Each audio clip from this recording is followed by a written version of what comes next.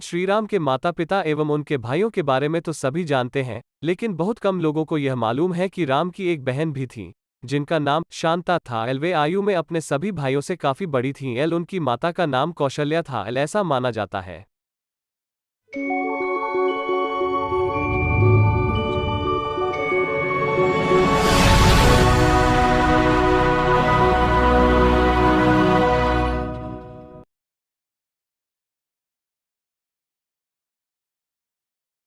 पद और उनकी रानी वशिनी को कोई संतान नहीं थी। किसी तरह जब राजा दशरथ को जब यह बात मालूम हुई तो उन्होंने कहा कि मैं अपनी बेटी शांता आपको संतान के रूप में देता हूँ। इस बात को सुनकर रोमपद और वशिनी बहुत खुश हुए। उन्होंने बहुत स्नेह से शांता का पालन पोषण किया और माता पिता के सभी कर्तव्य निभाए।